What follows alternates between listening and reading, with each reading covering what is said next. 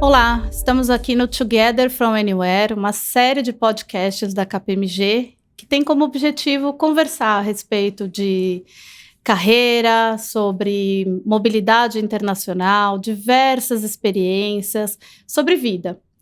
Para quem não me conhece, meu nome é Janine Goulart, eu sou sócia líder da área de People Services da KPMG e líder do KNOW, o Programa de Equidade de Gênero da KPMG. Eu estou aqui com uma pessoa muito especial, uma pessoa que, além de ser uma executiva, empresária, jornalista, apresentadora de grande destaque, é uma pessoa que eu tenho um carinho muito grande, que eu estou muito feliz de que está aqui comigo. Ana Paula Padrão. Ana, muito obrigada por aceitar nosso convite. Estou muito contente de estar aqui com você. Bem-vinda. Eu que te agradeço, Janine. Muito obrigada pelo carinho. Muito gentil o que você disse. Bom, Ana, para a gente começar a aquecer nossa conversa aqui, eu queria pedir para você contar um pouquinho. Eu sei que você já é super conhecida, mas queria pedir para você contar um pouquinho sobre você, sobre sua carreira, sua vida. Compartilhe um pouquinho com a gente aqui, por favor. Nossa, vou tentar resumir, porque eu já tive tantas vidas nessa vida, Janine. Muitas vidas. Minha primeira vida foi em Brasília. Eu nasci em Brasília, então já é uma coisa diferentona. E eu nasci em 1965, ou seja, Brasília mesmo tinha acabado de nascer. Então foi uma infância muito solitária. Éramos uma família muito nuclear, meu pai, minha mãe e eu. Meus irmãos demoraram muito tempo para nascer, então eu tive uma infância bem solitária num lugar do mundo que era muito propício à solidão, né? O Planalto Central, uma cidade planejada e construída, recém-nascida também. Então eu fui uma menina muito sonhadora e o meu maior sonho era o que tem fora de Brasília. Eu queria sair de Brasília. E eu acho que eu direcionei a minha vida para isso, porque eu acabei me interessando mais tarde, bem mais tarde, pelo jornalismo. Fiz o UNB, a Universidade de Brasília, a pública, e depois entrei no jornalismo em Brasília mesmo. Eu comecei trabalhando em rádio, na Rádio Nacional de Brasília. E dali eu fui para a TV, eu trabalhei na TV Brasília, que era uma retransmissora da Manchete. A Globo me chamou para ir para a Globo, depois que me viu no ar algumas vezes. Eu fui, fiz uma carreira de 18 anos na Globo, onde eu fui repórter local, repórter de rede, de política, de economia, correspondente internacional, âncora de telejornais. Saí da Globo, fui para o SBT, onde eu passei 4 anos, depois mais 4 na Record, e 10 anos na Band, fazendo um produto que não tem nada a ver com jornalismo, que é entretenimento puro, que é o MasterChef. Muito resumidamente, é essa a minha vida. Caramba, quanta experiência, né? E tudo muito diferente um do outro, né? E você falou que você trabalhou como correspondente internacional, né? Conta pra gente como que foi, em que país que foi, quanto tempo você ficou, como é que foi essa experiência para você, por favor? A correspondência internacional fazia parte da formação da carreira do jornalista. Então, ele começava no local, fazendo notícias locais, depois ia para áreas um pouco maiores e coberturas mais nacionais. Então, eu passei pela política, pela economia, assuntos mais duros. E é óbvio que a gente disputava uma vaga lá fora, porque fazia parte realmente da formação do bom jornalista ter uma experiência fora do próprio país e cobrir notícias que precisavam de um olhar de um repórter mais sênior, mais pesado, com mais tempo de casa. Então, eu passei a ficar de olho ali nas vagas, mas acabei sendo convidada antes do que eu imaginava que acontecesse comigo. Então, eu fui com um pouquinho menos de 30 anos para Londres primeiro, passei 1 ano lá e aí me aconteceu uma coisa muito engraçada. Eu me julgava preparada para o trabalho. E, de fato, depois que você passa ali a adaptação cultural inicial, tipo, abrir um jornal e não entender nada, porque você acha que porque você entende inglês, você entende a cultura. E tem ali, né? As diferenças. Claro, diferenças. Você tem maneiras de falar, coisas linguísticas que você não percebe, não entende, ironia que você tem que se acostumar. Mas depois que passou essa fase inicial, eu comecei a me sentir muito tristonha e eu não entendia por quê. E com o tempo eu fui vendo que aquele clima não era para mim. Eu não sou uma pessoa da escuridão, eu sou uma pessoa solar. Eu gosto de acordar cedo, muito cedo. Eu gosto de ver o dia chegando e eu começo a sentir muito sono quando a luz vai embora. E em determinada época do ano, No meu caso, no caso do ano que eu passei lá, eu acho que foi o ano inteiro, era muito escuro, chovia muito. E eu fui ficando... Foi me dando uma tristeza que eu não conseguia identificar. Eu achava, será que é o trabalho? Será que eu não estou gostando de morar fora? Até o humor estava mudando, então. Eu comecei a ficar meio depressiva mesmo, sabe? E aí apareceu uma vaga em Nova York, que era um escritório um pouco maior, mais bem estruturado, e onde eles precisavam de alguém realmente muito sênior, porque estava saindo de lá um repórter muito sênior. E aí me propuseram, mortos de vergonha, assim, olha, a gente sabe que você mudou há um ano, mas será que... Eu falei, eu quero. E aí eu fui e minha vida mudou, porque Nova York, apesar de ser uma cidade mais fria até do que Londres, ela é muito mais solar, muito céu azul. Então pode nevar muito, tem aquele solzão o tempo todo. Então eu tive anos bem felizes ali, eu fui muito, muito feliz enquanto eu morei em Nova York. Viajava muito, muitíssimo, passava pouco tempo, na verdade, na cidade, mas era uma época muito boa, a cidade estava muito segura. E eu podia andar sozinha para todos os lugares, eu ia para o escritório a pé, eu voltava a pé, eu entrava num restaurante sozinha, eu comia sozinha, não é o tipo de lugar onde isso é um problema, eu ia no cinema sozinha. Então, para mim, foi uma época muito legal, eu gosto muito da minha companhia, eu estava sozinha, não tinha marido, não tinha filhos, não tenho filhos até hoje. E foi uma época muito especial da minha vida, eu gostei muito de morar lá. Dá para perceber, né, você contando pra gente, que assim, foi uma vida bem independente, né, e ao mesmo tempo você estava se sentindo segura lá, como você falou, gosto da minha companhia, enfim. Mas uma dúvida, assim, quando eu participei de um assignment pela KPMG, e quando eu estava quase para ir, algo que veio na minha cabeça assim foi, eu estou literalmente saindo da minha zona de conforto. Você sentiu algo assim quando você estava indo para lá? Como é que foi? Então, as pessoas me perguntam muito isso, não só nessa situação, mas em outras. Mas aí eu acho que você tem que saber quem você é. Eu sou uma pessoa que gosta do novo. Eu não tenho medo de mudar. Nenhum medo. Eu tenho medo de muitas coisas na vida, muitas. Mas eu não tenho medo de mudar. Eu gosto da mudança. Eu gosto de mudar de casa, eu gosto de mudar de cidade, eu gosto de mudar de trabalho, eu gosto de mudar de área dentro do meu próprio trabalho. Mas você sentiu aquele friozinho, assim, o friozinho você sente. Sim, você tem um frio. Ai, meu Deus, vou morar num lugar que eu não conheço, mas ai, que bom que eu vou morar num lugar que eu não conheço, sabe? Pra mim sempre foi assim. Então eu não tenho essa... Eu não encontro desculpas para não ir pro novo. Pra não ir, né? Que porque legal. Eu acho que...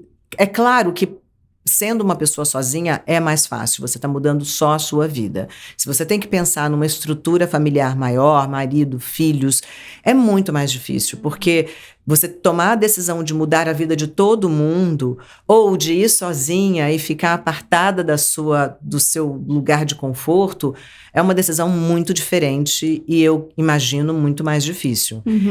Mas eu orientei a minha vida para ter a vida que eu quisesse ter e ter pouca dependência de outras pessoas, porque é quem eu sou. Eu sou assim, eu sou essa pessoa. Já fiz muita análise para entender por que eu sou tão desprendida de coisas materiais, de lugares, e enfim, eu entendi aqui a minha própria cabeça de onde vem tudo isso. Mas é isso, eu gosto. Então, você tem que levar isso em consideração, que para mim o desafio é uma mola propulsora. O novo me bota para frente, ele não me freia, ele me faz gostar do que eu tô fazendo. Assim como mudar de uma casa, um apartamento, um lugar...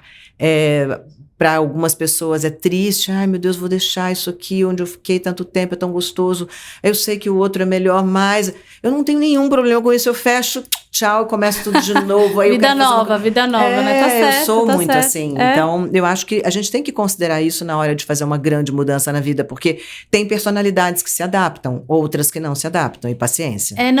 Eu concordo totalmente com você que quando a gente sai da nossa zona de conforto, por mais que dê esse friozinho na barriga, né, a gente evolui assim de uma forma, né, a gente aprende tanta coisa, eu acho que o novo nos ensina demais, né.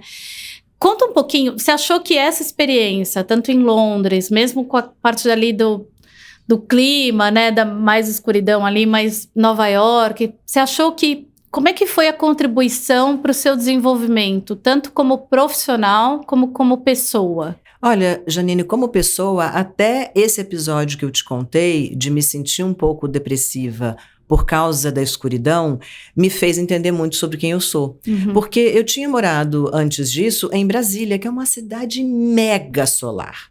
Talvez tenha o céu de Brasília é tão incrivelmente azul e a sensação de estar no Planalto Central é até um pouco opressor, sabe? O céu, ele parece que você está numa cúpula, numa cloche. É muito céu e é muito claro. E eu não entendia outros lugares porque eu não tinha morado em outros lugares. Eu saí de Brasília para ir para Londres. E quando eu cheguei em Londres e com o tempo foi me dando essa sensação de tristeza, eu realmente não sabia de onde ela vinha. Eu não identifiquei isso. Eu não venho de uma família que pôde me dar viagens para o mundo inteiro, então eu viajei pouco quando eu era criança e adolescente. Eu comecei a viajar a trabalho depois dos 20 e poucos anos de idade. Eu saí do Brasil pela primeira vez com 23 anos de idade. Então não é que eu me conhecia em outros lugares. Eu me conhecia na minha cidade, desenvolvendo o meu trabalho. Eu sabia que eu era boa de trabalho, eu sabia que eu gostava de desafios, eu sabia que eu gostava do novo. Corria atrás. Mas eu não sabia como eu ia me adaptar numa cidade como Londres. Hoje eu falo para as pessoas, você se dá bem com a escuridão? Você gosta de lugares onde chove muito? Você não é uma pessoa muito solar para escolher um lugar desse para morar? Porque me afetou demais. Me afetou a ponto de eu dizer, eu não consigo morar nesse lugar. Então, eu me entendi muito e hoje eu considero muito isso. Por exemplo, São Paulo não é a cidade mais clara do mundo. A gente passa vários meses com o céu muito escuro, muito cinzento. Então, para mim, é muito importante ter um lugar para eu sair nos fins de semana. É fundamental para o meu equilíbrio emocional. Eu não consigo ficar o tempo inteiro nessa coisa cinzenta da cidade. E isso fala muito sobre quem eu sou, porque eu me entendi lá em Londres desse jeito. Assim como foi importante para mim ir para Nova York e fazer a distinção do clima nas duas cidades. E entender, nossa, eu estava tão triste naquele clima muito nublado e agora eu estou tão feliz. E o que mudou foi apenas a cidade, o trabalho é basicamente o mesmo. Então eu mudei de clima, eu mudei de céu e isso foi fundamental na minha vida. E eu acho que, bom, como avanço de carreira, indiscutivelmente foi muito importante, porque eu comecei a lidar com situações que não eram triviais para mim, como me virar sozinha. Você tem que carregar suas malas, ajudar o cinegrafista a carregar o tripé, às vezes a mala de equipamentos, a luz, ajudar a montar, saber como é que você se desloca do ponto A para o ponto B, às vezes sozinha, às vezes só com um parceiro de cobertura.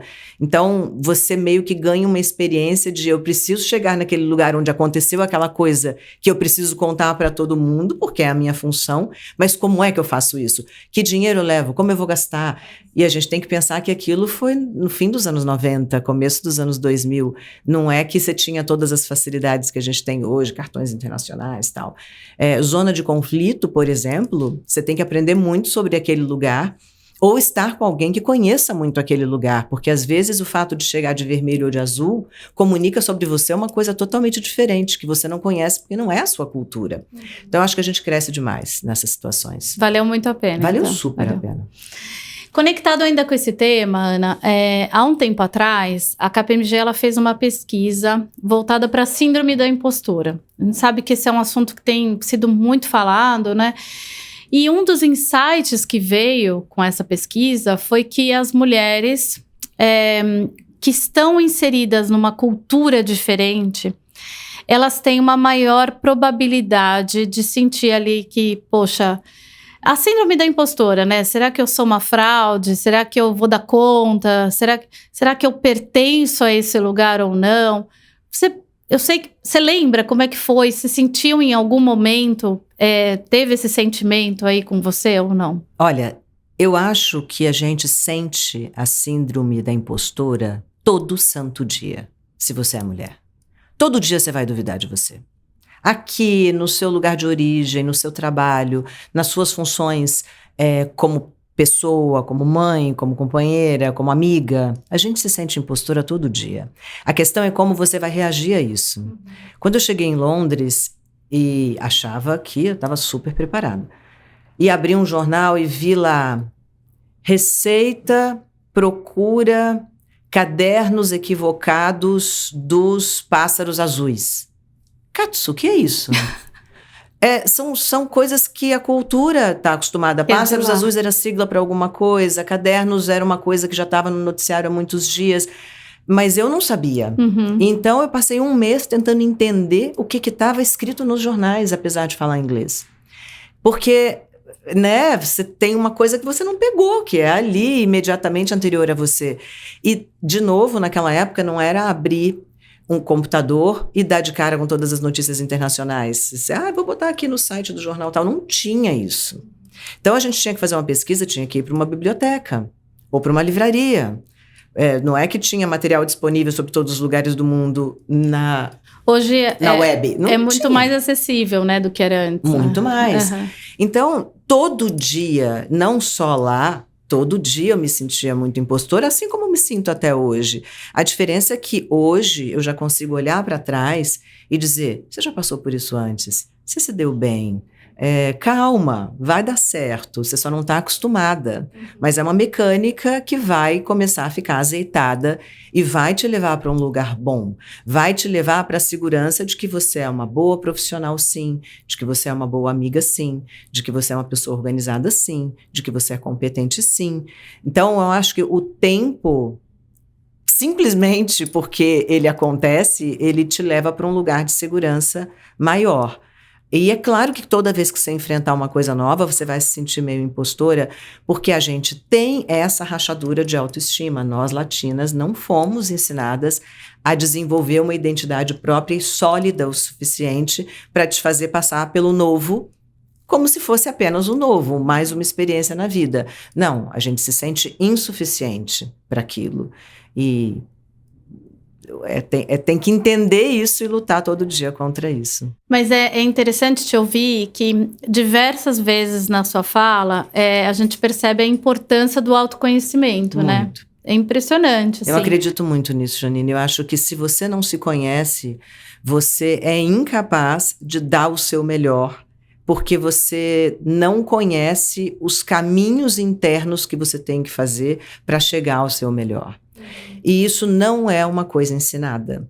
A gente não aprende quando é pequena a se conhecer. A gente aprende quando é pequena, notadamente as mulheres, tá? A entender o que o outro está sentindo.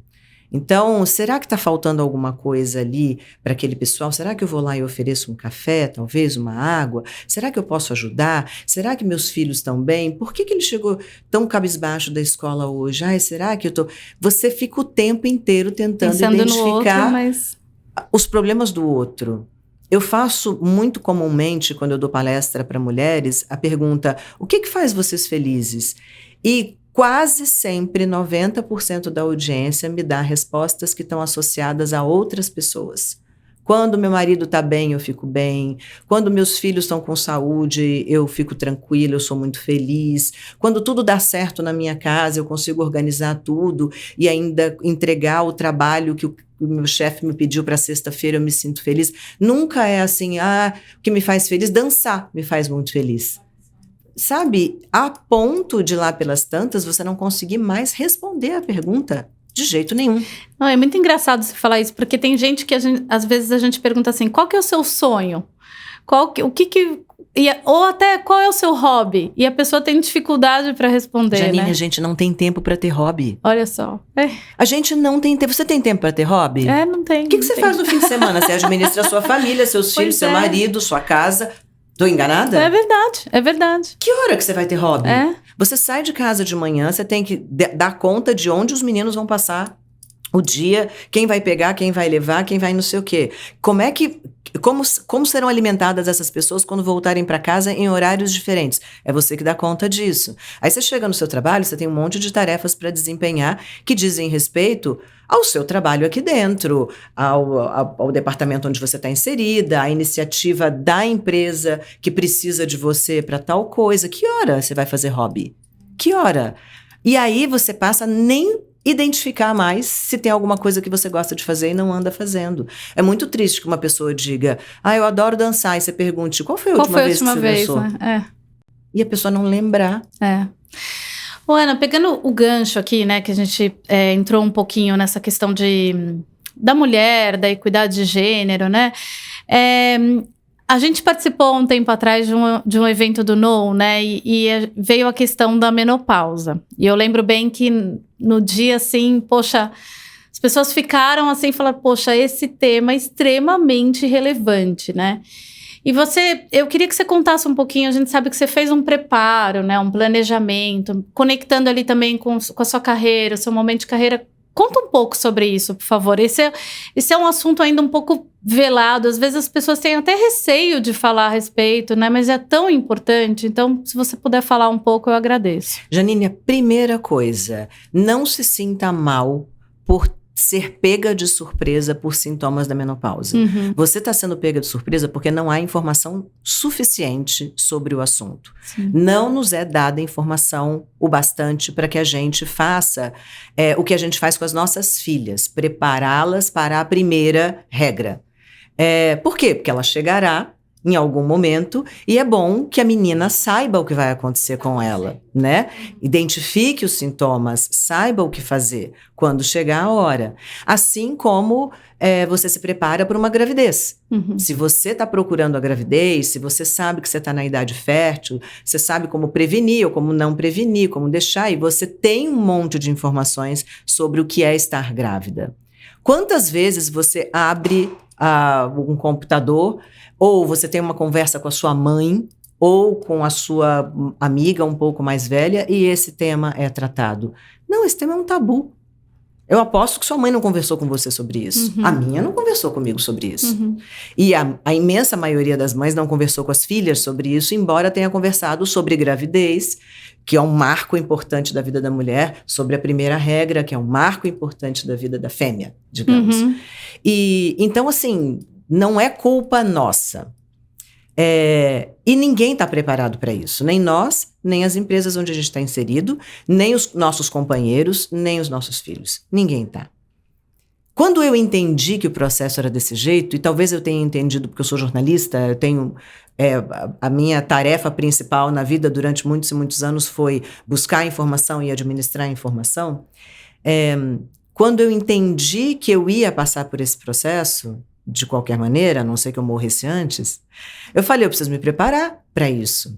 E aí eu deixei o meu ginecologista, que já me acompanhava há muitos anos, e que era um doce de criatura, eu adoro ele, mas ele era um especialista na idade fértil. E eu falei, eu preciso procurar um especialista na idade não fértil, para me preparar para menopausa, para os primeiros sintomas dela. E eu fiz isso, e eu comecei a acompanhar as minhas oscilações hormonais com 46 anos de idade. Eu fui muito bem até os 50, e aí aos 50 anos eu tive uns cistozinhos no útero, que começaram a crescer, e esse médico disse, olha, a gente está acompanhando até aqui, você está com os hormônios super bons, mas se eu não tirar agora o seu útero, pode ser que ele fique grande demais para a gente fazer em laparoscopia, precise cortar você, e eu não gostaria de fazer isso. Falei, não, você pode tirar, não vou fazer mais nada com esse útero. Inclusive, se você quiser tirar os ovários também, pode tirar, porque dão um problema mais tarde. A gente sabe que o número maior de câncer em mulheres é útero, ovário e seio, mama, né? Então eu falei, deixa eu me livrar de todo esse negócio agora. Eu vou tirar tudo uma vez. Tirei tudo, fui esterectomizada e, obviamente, você entra na menopausa imediatamente, mas eu já comecei a fazer no mesmo momento a reposição hormonal. Eu faço com um chip de reposição hormonal que eu troco a cada 6 meses. Para mim foi ótimo, maravilhoso, eu não senti os efeitos principais da menopausa. Não tem alteração, nada. Exato. Minha pele não mudou muito de textura, meu cabelo mudou bastante, mas basicamente o cabelo, eu não tive insônia por causa da menopausa, eu não tive secura vaginal por causa da menopausa, eu não perdi libido, eu não perdi a vontade de fazer projetos, o ânimo para a vida, eu não deprimi. Muitas mulheres se sentem muito deprimidas. Então, e tudo isso eu acho que foi muita conversa com esse médico que me preparou para isso e querer passar bem por essa fase, não ser pega de surpresa por ela, sabe? E eu acho que é isso que a gente precisa fazer, isso é planejar. Como qualquer coisa, você deve planejar a sua saúde financeira. Você sabe que um dia você vai parar de trabalhar e você precisa ter juntado algum dinheiro. É a mesma coisa com relação à menopausa, a mesma né? coisa, você precisa planejar. Porque senão vai ser muito mais difícil. Não, concordo. E realmente a gente precisa vencer esse preconceito que existe, né? Ou até de deixar algo ali velado e falar cada vez mais sobre isso, inclusive para comunicar às empresas que essa é uma fase importante e que, em geral, coincide com o momento mais propício da mulher para entregar o melhor que ela tem como executiva. É o auge da carreira da mulher, que é ali entre os 40 e muitos e os 50 e poucos. Ela está no auge da capacidade produtiva e aí vem um negócio que deixa ela deprimida, nervosa, chateada, com insônia, com calores. Ela perde a libido. Tem muitas mulheres que largam o emprego porque acham essa empresa não me compreende mais. Tem mulher que se separa, que acha que o marido não entende mais, entra em crise e é só falta de hormônio. Mas você vê de novo a questão do autoconhecimento também, né? Não é? Olha só. A gente precisa se conhecer melhor. Com certeza. Conectado com isso, eu queria fazer mais duas perguntas para você, Ana. Uma é com relação a esse tema ainda de equidade de gênero, mas, de novo, conectando com carreira, né? A gente sabe que cada vez mais as mulheres, infelizmente, muitas mulheres vivenciam microagressões no dia a dia, no trabalho, enfim. Existe uma pesquisa de Harvard que comenta que em torno de 20 e poucos % de mulheres só comunicam que estão passando por aquilo, denunciam. A maioria opta por não falar a respeito, às vezes deixar para lá, às vezes deixar até o emprego, enfim. Você já passou por isso? Isso já, de alguma forma, ali impactou a sua carreira? Você sabe, Janine, que esse assunto é tão recente que hoje em dia, quando eu penso no meu passado, no início da minha carreira, eu compreendo que situações que eu achava que eram normais eram agressões. Mas eu achava que a gente tinha que trabalhar como os homens trabalhavam. A gente não teve muita saída senão entrar no mercado de trabalho imitando homens. A gente não tinha modelo feminino para copiar. Até as roupas, né? Até as roupas, aquelas ombreiras dos anos 80, imensas, horrorosas. Os cabelos mais curtos ou muito picados, muito cabelo preso. Não tinha mulher de cabelão dentro das empresas, né, no ambiente corporativo. E muitas coisas que eu olho para trás hoje e falo, era uma agressão. Eu, na época, não interpretava como agressão, eu interpretava como mais um momento de ser uma pessoa que trabalha. Eu via os homens se tratando daquela maneira e eu achava que o normal era isso. Sabe, aquela coisa de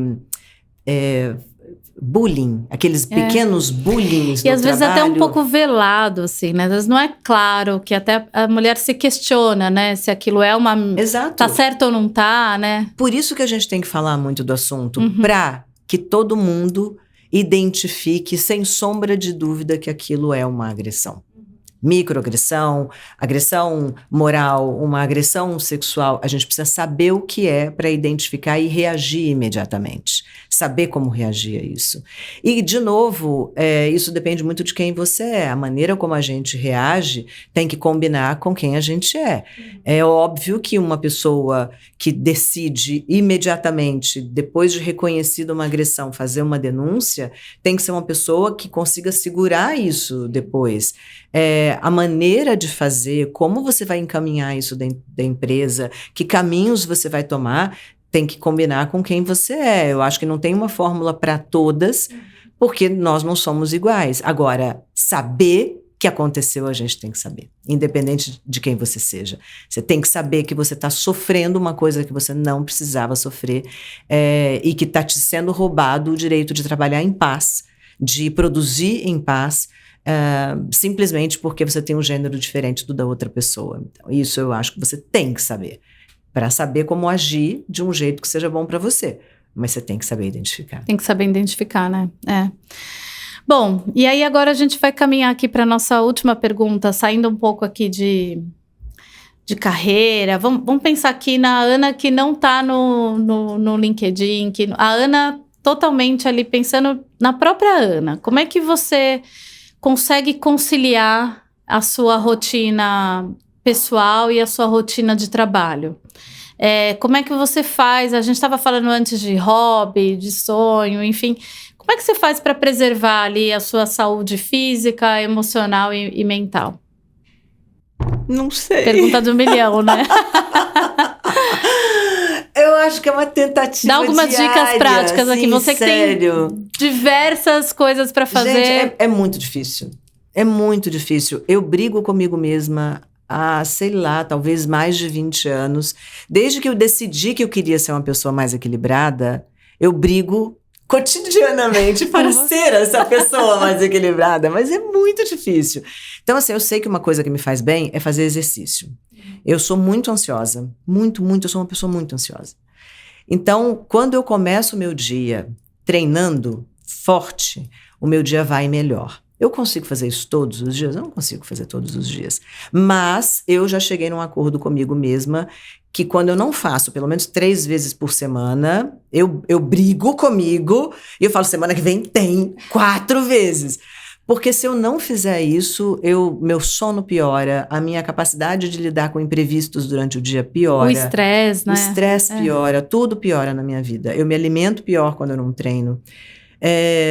Eu tento me alimentar bem e isso significa, para mim, almoçar melhor e quase não jantar. Mas é difícil, porque aí você tem 3 jantares de trabalho marcados naquela semana. Aí você faz o quê? Então eu já aprendi que se tem que marcar alguma coisa, marca almoço, não marca jantar. Tem que botar 3 numa semana só. Não, diz não, Ana Paula, diz não. Aí às vezes eu não consigo dizer não. Então, assim, tem coisas que são muito difíceis ainda para mim, mesmo identificando, eu sei o que eu preciso fazer. Não é simples, não é fácil. Você é atropelada pelas rotinas, pelas agendas, pelos pedidos de outras pessoas para você. Aí eu consigo numa semana dizer 3 nãos, na outra semana eu já tô fraquinha, aí eu cedo e falo um sim. E que eu não precisava fazer. Então, assim, cara, é uma luta. É uma luta, assim, uma luta. Constante, né? É constante, mas, de novo, pelo menos eu já sei o que me faz bem. E o que eu precisaria ter para ter um equilíbrio maior entre rotina profissional e o que me faz bem, sabe? Então, eu sei o que me faz bem. Eu sei o que eu preciso para estar equilibrada. Eu sei quais os caminhos que eu poderia ter para chegar até lá. Não é sempre que eu consigo, mas se alguém descobrir aí, me conta. A pílula, sei lá, qualquer coisa, porque é difícil, não é fácil. Não, mas, poxa, é bom realmente ouvir você falando e você demonstrar também a sua vulnerabilidade e falar, poxa, tem vezes que eu consigo, tem vezes que eu não consigo, que eu brigo comigo mesma, né? Enfim, então, acho que, ainda mais acho que nós, mulheres executivas, a gente se cobra muito, né? Que a mulher tem que ser perfeita em tudo, tem que estar sempre bem, sempre em forma, sempre entregar o melhor trabalho, então... E às vezes a gente só percebe isso porque outra pessoa nos diz. Você sabe que eu estava gravando uma coisa para um cliente e eu estava em casa reclamando que eu não tinha informação suficiente. Então eu ligava para a pessoa dessa empresa e eu dizia assim, olha, eu preciso de mais informação, porque isso aqui está me parecendo contraditório com isso daqui, essa especificação não está batendo com essa daqui, e a pessoa ia lá e perguntava e voltava para mim e voltava com uma resposta ainda insuficiente, e eu assim já estava estressada com aquilo, e meu marido falou assim, coitada dessa pessoa, ela não te conhece. Eu falei, hã? Aí ele falou assim, enquanto você não entender tudo, você não vai fazer esse negócio do jeito, porque você trabalha com uma régua muito alta. Entrega qualquer coisa de vez em quando. Eu olhei pra ele e falei, não. Aí ele falou, tá vendo? Você não sabe que você está trabalhando com uma régua tão alta. Nem percebe, você né? Você não percebe, virou quem você é ali. Talvez eu tivesse ali o suficiente para entregar o que ele queria, o que aquele cliente precisava, talvez, mas eu não fico satisfeita enquanto eu não tiver todas as informações. E o meu marido sacou isso. Olha só, e me disse, e eu falei, ele tem toda razão, né? Eu podia estar trabalhando com um pouquinho menos... me chicoteando um pouco menos, sabe? Para ter tudo. Sim. Eu podia, né? Mas não faço isso, sabe? Não, eu te entendo. Bom, sinal que seu marido também te conhece, né? Eu acho que talvez, às vezes ele me conhece mais do que eu me conheço, ele é muito observador. Não, olha, Ana, muito legal. Poxa, Passou voando o tempo. Eu falo que quando passa voando é porque a conversa é muito boa. Que bom que você gostou. Então, obrigada pelo seu tempo, por aceitar conversar aqui comigo. Sou suspeita, é sempre muito rica a nossa conversa, então quero muito te agradecer. Agradecer todo mundo que nos ouviu, né? E pedir aí uma última mensagem sua, por favor. Ai, Janine, primeiro, muito obrigada, eu adorei o papo, eu gosto muito de conversar, eu gosto muito de troca. Eu acho que é mais saudável do que você dar uma palestra, você ter alguém te perguntando o que é importante para outras pessoas. Então, eu me sinto muito feliz cada vez que eu tenho essa oportunidade de trocar. E eu acho que se eu posso dizer alguma coisa para a mulher que trabalha e que tem que administrar 500 mil pratinhos e se sente sempre muito devedora, né, de alguma coisa que ela não conseguiu entregar, quanto mais a gente se conhece, mais a gente é capaz de descobrir os caminhos que levam a gente a esse tal desse equilíbrio, sabe? Eu realmente aposto todas as minhas fichas no autoconhecimento e eu carrego isso como uma bandeira para a vida e para outras mulheres. Eu faço palestras sobre isso, eu falo muito sobre isso, porque eu acho que a cultura não deixa a gente se conhecer. A cultura nos treina para conhecer o outro e nos abandonar um pouco. E se a gente não se conhece, a gente nem é capaz de amar o outro como deveria, sabe? Porque se você não conhece os seus caminhos, você não vai chegar ao outro nunca. E aí fica muito desequilibradas, as relações ficam muito desequilibradas, porque você está sempre entregando uma coisa que você nem sabe se o outro precisa, mas é o que você interpreta como amor. E eu acho que o auto-amor é o principal, e para isso a gente precisa se conhecer muito. Excelente, Ana. Olha, obrigada. Eu sabia que ia ser incrível. Foi muito mais ainda. Então, olha, muito obrigada mesmo. Obrigada a todos os ouvintes. E a gente se encontra no próximo episódio do Together from Anywhere. Até mais.